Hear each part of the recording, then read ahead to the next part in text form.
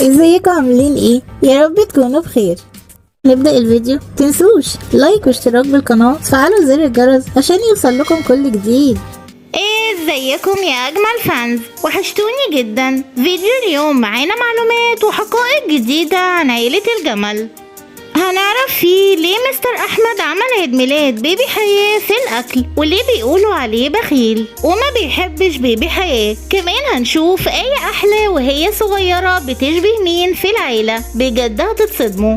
وهنعرف سبب زعل الأميرة فيروز من مستر أحمد. وأخيرا ستوري تايم برنس مصر هتضحكوا جدا. فيديو اليوم حلو جدا بس كملوه. وقبل ما نبدأ ما تنسوش اللايك وشوفوه للنهاية لو بتحبوا عائلة الجمل. يلا بينا نبدأ.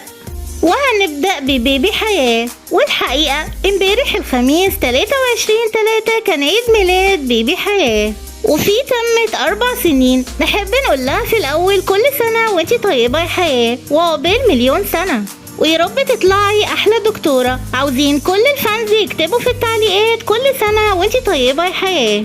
مستر أحمد اكتفى بالاحتفال ببيبي حياة في السحور على الأكل وكمان الفطار، وجاب شمعة من الفانوس وحطها في الأكل.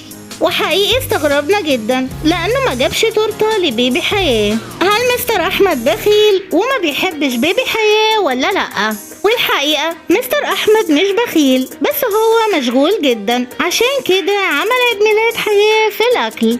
طبعا ممكن يعملوا لبيبي حياة ويعرضوا على اليوتيوب، لكن ده بيكون مؤقتا عشان حياة ما تزعلش. لكن طبعا مستر احمد بيحب حياة قوي، وكمان كل بناته. تعالوا نشوف مقطع صغير من عيد ميلاد حياة على السحور ونرجع تاني على طول. هابي بيرثداي تو حياة، هابي بيرثداي تو يو. تعالوا بقى نعرف ايه احلى بتشبه مين من العيلة وهي صغيرة.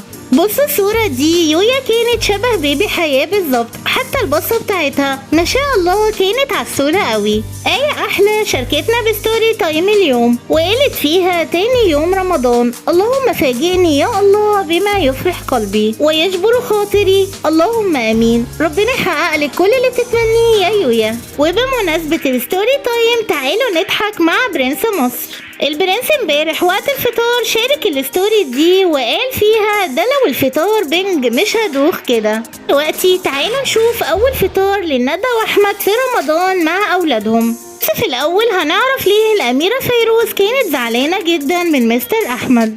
والحقيقة روزا كانت عاوزة تخرج مع مستر احمد ويتمشوا على البحر، وكمان يجيبوا كنافة وقطايف. انه وعدها بكده بس ما خدهاش معاه لانها كانت نايمة، عشان كده روزا زعلت جدا منه. عيلة ندى واحمد فطروا بسلة باللحمة وكمان فراخ وشوربة لسان عصفور. طبعا الحاجة هند بعتت رقاق باللحمة المفرومة لبيبي حياة والأميرة فيروز. احمد قال انه زهق جدا من الاكل اللي بره، عشان كده سفرة رمضان ما فيهاش اكل جاهز. فهنا على قلبهم. مستر احمد حكى ان فيروز كانت ناوية تصوم رمضان لكن فطرت في اول يوم. واللي ضحكنا قوي في الموقف ده هو فيروز لما راحت تشرب وقالت سامحني يا رب سامحني يا رب. بجد روزا زي العسل. طبعا هي لسه صغيرة بس بيحاولوا يعلموها تصوم رمضان. ودلوقتي واخيرا هنروح لرمضان مع عيلة الجمل. طبعا ما يحلاش شهر رمضان من غير عمو صالح الجمل. تعالوا نشوف مقطع صغير ونرجع تاني على طول. كل سنة طيب يا عم الحاج، كل سنة طيب يا عم الحاج. ايه اللي حصل؟ قول يا احمد. ايه عملنا بقى عيد ميلاد حياة يا جماعة على السحور.